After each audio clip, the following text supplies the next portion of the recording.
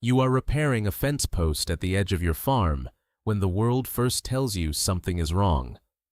Not wrong the way a storm is wrong, or a drought, or a bad harvest. Wrong the way a body is wrong when sickness has moved into the bones, a wrongness that has been there so long it has started to feel like weather. Torches and fires and the sound of it. Torches and fires and the sound of it. Always the sound of it.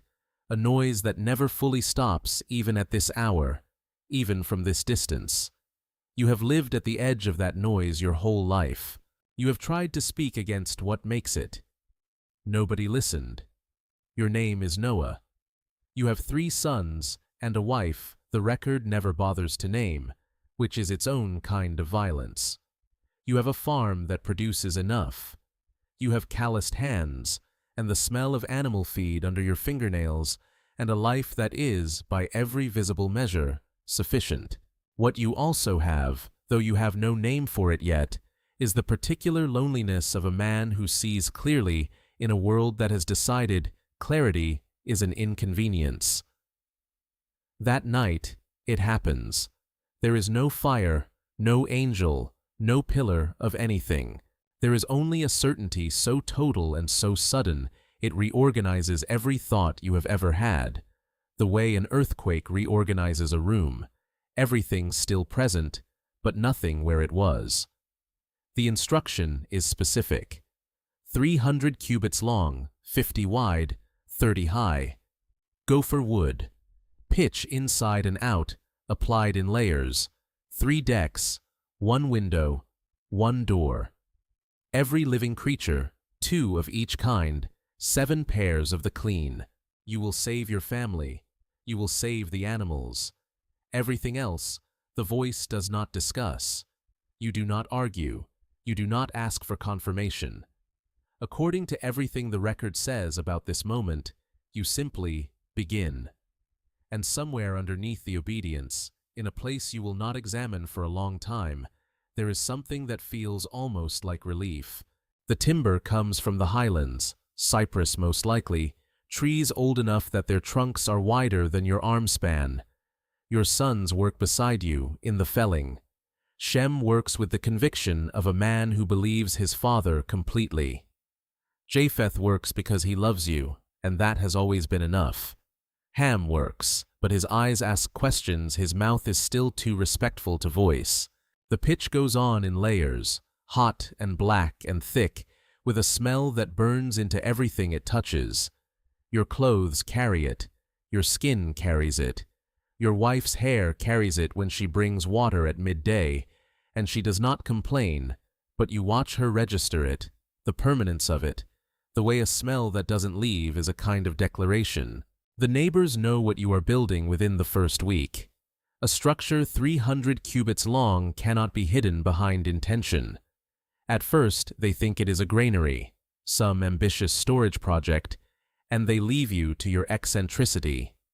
Then, the shape becomes undeniable, and they come closer. You tell them what is coming. You tell them why. The first response is laughter. That is the merciful response. What comes after the laughter is harder. The men you have known for decades, the families who have eaten at your table, looking at you with an expression that is not quite contempt and not quite fear, but lives in the narrow territory between them. A man you have known for 40 years tells you that you have become dangerous, that a man who believes God speaks to him directly is a man capable of anything. Your sons come home with bruised knuckles. Your wife holds everything together through a discipline that costs her something she never invoices you for. You keep building. 3 years into the construction, the ribs of the ark against the open sky look like the bones of something colossal that has lain down to die. The scale of it makes you dizzy if you let yourself look at it from the right angle. 450 feet of timber, sealed in pitch, rising from a dry plain with no coastline for hundreds of miles in any direction. You are either the most faithful man alive or the most deluded, and on the mornings when the doubt comes, you discover something unsettling. You cannot always tell which one you are. This is the first crack in the certainty, and into that crack, something cooler than faith begins to grow. You finish the loading in the week before the rains. The animals come without being hunted, without cages or coaxing, which should be miraculous, but is also simply terrifying, because nothing that has ever lived has behaved this way, and you have no framework for it except obedience. 2 by 2 and 7 by 7, predator and prey, moving into the same dark interior without a word of explanation from anyone. The lower decks fill with a heat and a smell that is almost unbearable, hay and hide and dung, and the warm respiration of 10,000 creatures pressed into proximity with each other. You calculate feed stores, you calculate water. You do not allow yourself to think about anything beyond the next calculation. The door closes. You did not close it. The record is specific on this point. God closes the door. You are inside when it happens, and you hear it, the sound of it sealing, and then you hear, muffled through 300 cubits of pitched timber, the sounds of the world on the other side. Voices. Eventually, 7 days of waiting in the sealed dark before the first rain falls, and in those 7 days you learn something about yourself that you will spend the rest of your life trying to unknow. The voices on the other side of the door do not move you the way you expected them to. What you feel instead is something colder than grief and quieter than judgment. You tell yourself it is faith. You are not entirely sure it isn't permission. Then the rain begins, and it is not a storm. It is a dismantling. The text says, "The fountains of the deep break open alongside the sky," and you feel that distinction in the hull, the water coming from below as much as above, the ark lifting off the mud with a groan that runs the full length of its frame, 300 cubits of timber flexing under a load it was built to carry but has never been tested against. That first night is the worst. Every seam screams, every joint shifts, and then, sometime before dawn on the second day, the structure settles into its purpose, and the screaming stops, and you are floating. From the single window, set high in the third deck, you watch the world go under. The plain first, then the hills, then the peaks of things that have no business being submerged. You watch the water take the city. You watch the debris field pass below the window, things that were once houses, once markets, once everything that made a civilization recognizable. And among the debris, other things. Things the record does not describe in detail, which is a mercy, but which you see. Your hands grip the window frame. Your knuckles are the color of old ivory. You do not look away. You have decided, somewhere between the door closing and the city disappearing, that you do not have the right to look away. 150 days. 5 months of flat gray water in every direction, sky and ocean, the same colorless merge, no horizon distinguishable from no future. Japheth stops sleeping well. Ham begins saying things out loud that everyone else is containing. Your wife does what she has always done, which is hold the seams of everything together through a discipline you have come to understand is not the same as peace. You were righteous before the flood, or so you were told. But righteousness, you are discovering, was a word that made sense in a world that had other people in it to be righteous toward.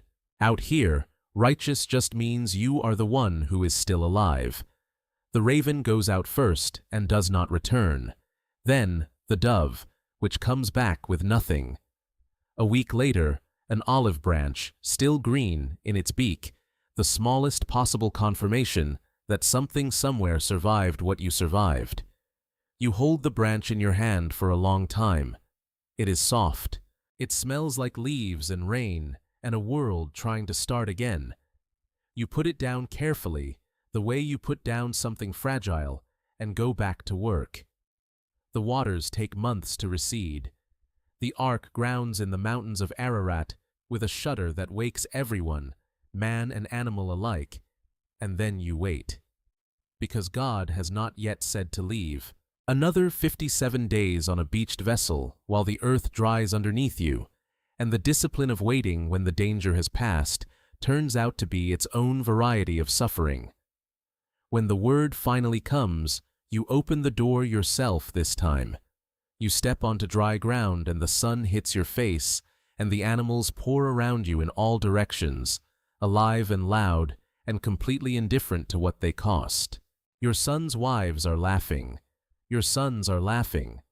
Your wife stands beside you, and she looks at the open sky with an expression you cannot fully read, which has always been one of the true things about her.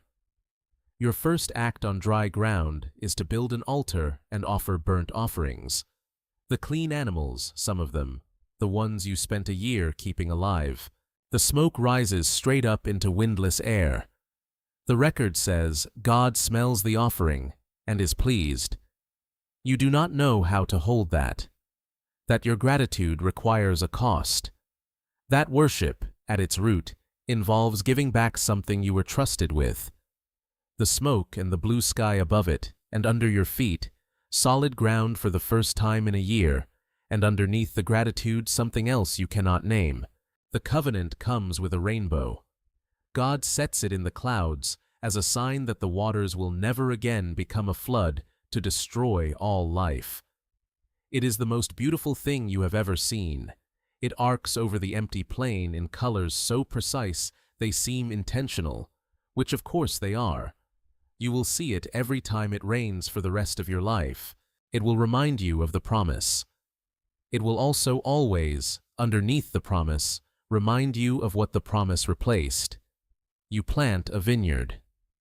This is the first thing the record tells us you do with freedom, with the new world spread out in every direction, and the full mandate of God's covenant behind you.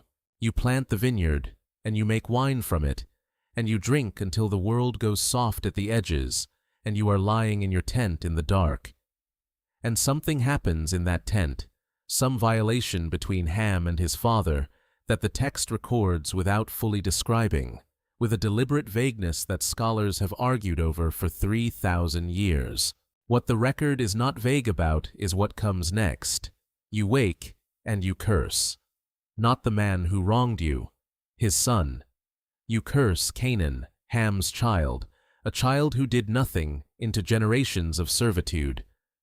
The man chosen for his righteousness, who survived the end of the world on the strength of his obedience, speaks his first recorded words in the new creation as a curse aimed at his own bloodline. The flood didn't carry perfection to the new world. It carried you, exactly as you were. The rainbow is still beautiful. It just turns out that beauty and justice have always been separate questions, and the world has been confusing them since the beginning. Every major civilization on Earth has its own flood story. More than 200 of them, independent traditions on 6 continents, all circling the same question. What do we owe the world that survives catastrophe? And what do we do when the survivor is the problem? If you want to see more, click the video on screen now